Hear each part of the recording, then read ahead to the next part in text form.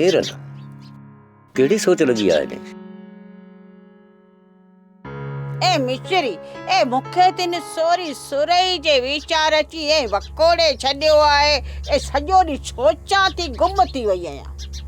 एरन अरियां भला इन छोकरी सुरई सा जुल्म गुजारे लाइ पे करिए। ए मुआ ए आ उन सा जुल्म बुल्म की नथी कयां ए बे अलाए गुजारे लाइ हूं मुंहिंजी का ॻाल्हि समझे की नथी। एरन निभागी तो तू आई है जो हरू भरू इन न्याणी जी पिट थी खणी है।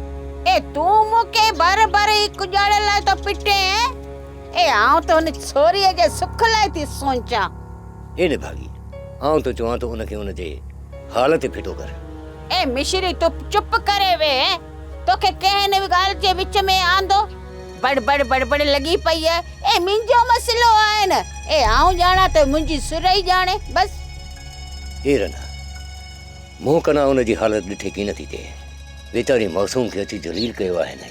ए आऊं चवां थी ए तू अजायो असांजे विच में ख्वार बोहार न थी ए ही कम ताऊं तोखे करे ॾेखारींदुसि। हा ए हिनखे फेरियो आहे न मसलो मुंहिंजो बिगाड़े थो तू बिगाड़े त ॾेखार मुंहिंजे मसले खे। आऊं इन ॻाल्हि खे ॾिसंदुसि मां तोखे मां बि ईअं करणु ॾींदुसि।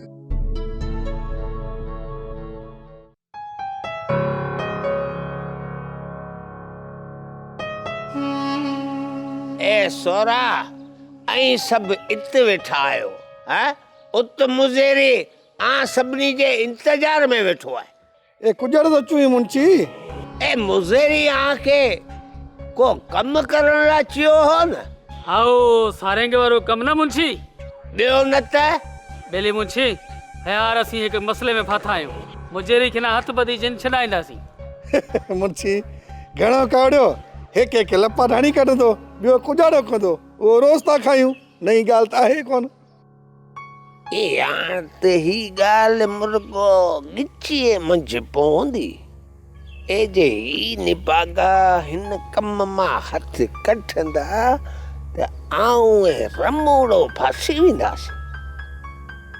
ई मुंशी केड़ी वीर वराए वई निभागा आऊं सोचा पियो त अॼु ऐं पादर खींदा हो। ए मुंची असी कुजड़ लाइ पद रखींदासीं। ए वञो वञो पाणे थी ख़बर पवंदो आओ वञो।